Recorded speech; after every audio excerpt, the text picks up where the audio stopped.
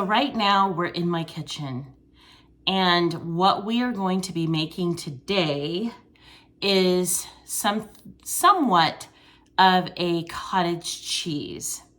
How do you make cottage cheese? What's the benefit of it? Well, when you're making it from scratch, from home, the first thing you want to do is you want to use milk. So today I'm taking you with me.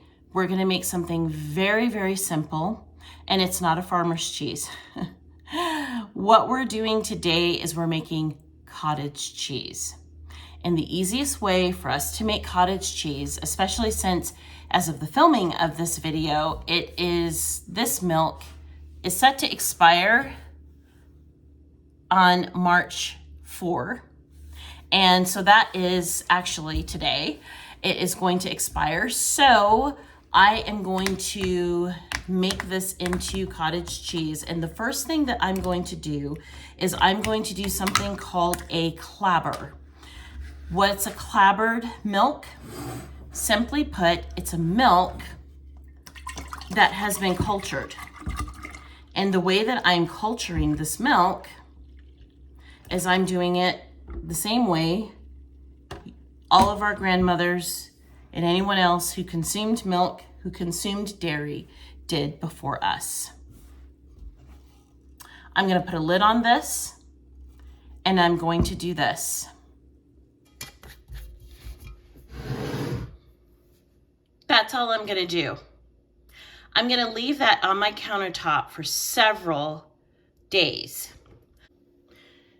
This jug of milk has been sitting out on our countertop for some time. It is now clabbered. It won't even pour out of here. I made the mistake of leaving it in this vessel. And let me set the camera down, get my tripod going correctly, and you guys can see me pull it out, because I think you're really going to enjoy this.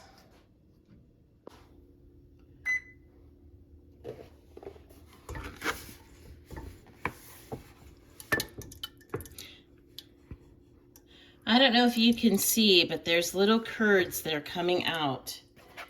This milk has completely clabbered, and I am thankful for the clabber. Now you might be thinking, isn't that bad for you if the milk sits out? No, it's not. People have been doing this for hundreds of years. And what you're seeing here is quite simply the beginnings of cottage cheese.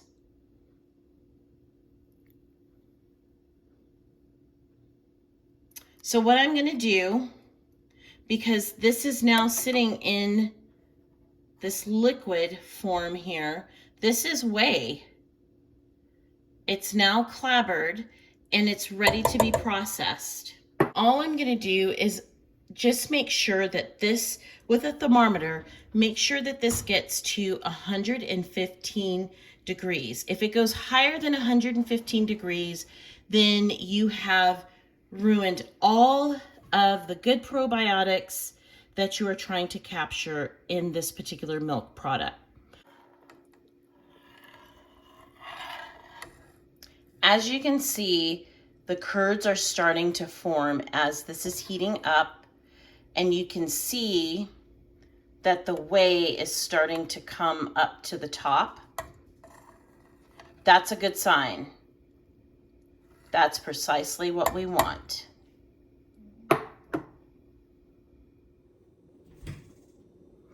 So you might be wondering, what makes a clabbered milk clabbered? What does that mean?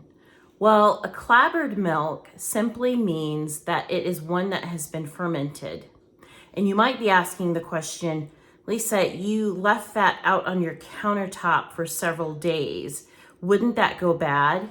And the answer is no, it won't go bad. It actually ferments. Now, if the milk has gone bad because maybe of cross-contamination with other ferments that you have going on, I highly recommend keeping any other ferments that you have in your house at least 3 feet away from your your milk that's clabbering. Keep it away.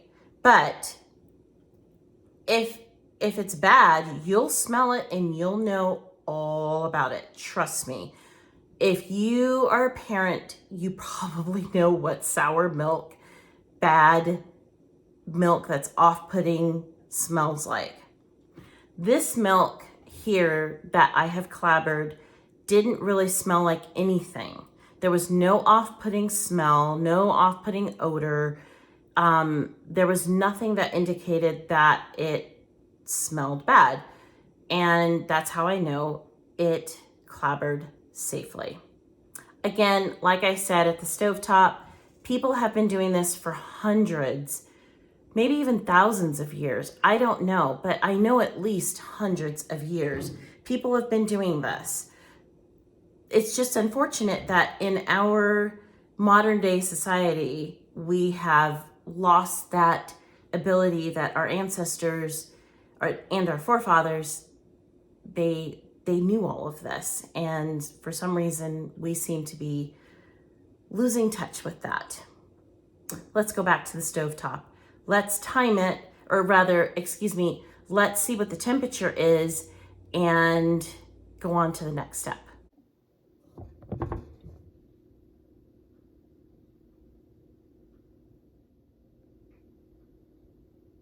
Okay, so we're good. It's time to take this out. Ooh, look at that. You can see how much tighter the curds are now. Wow, look at that. I can't wait to eat that. Oh, they look delicious. And you can see that the whey has really risen up here in the pan and it has more of a yellow coloring to it. It's time. Step number 1, you want to have cheesecloth, a sieve, and a bowl of some sort to catch the whey. And you want to make sure your cheesecloth is wet.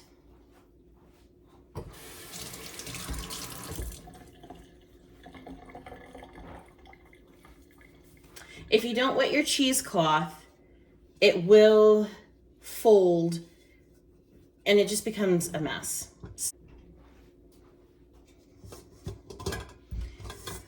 Then you want to carefully pour everything in.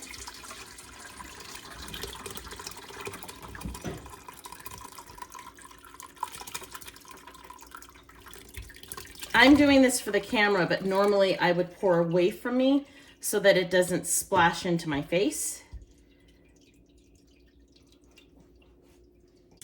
What I'm going to do at this point is I'm going to hang this and let it drip dry, but not all the way, but I'll be back for the next step.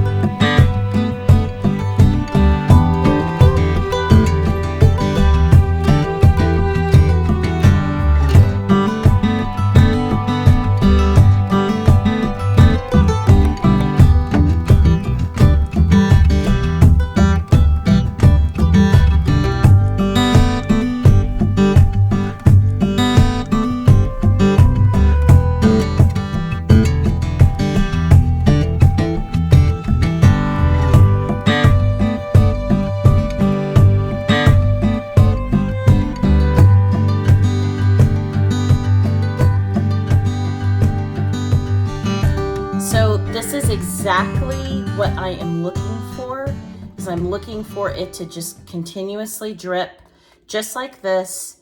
And I will leave this for about an hour. I don't want it completely dry because I'm not making a hard cheese. That's a video for a different day. But I want it dry enough so that the cheese curds are nice and crumbly, but I want it wet enough so that it has the consistency of cottage cheese that you would have in your local grocery store. So we'll give it about an hour. Keep in mind, I am in a desert. I'm in the low deserts, so the air here is a little bit drier, and I'm high elevation, so about an hour should do me good. This is what it looks like. It has a much looser consistency than maybe some of your cheeses, but let's see how it tastes.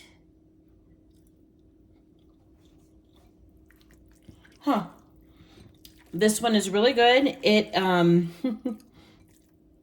It's kind of warm, so it has that tangy taste of anything that has been fermented. Fermented foods have a tangy taste to them, and that's exactly how it tastes. It's really good. I'm just going to add some salt, and I'm going to put a little bit of cream in here, stick this in the refrigerator, and I know what I'm having for breakfast tomorrow morning. Probably Homestead.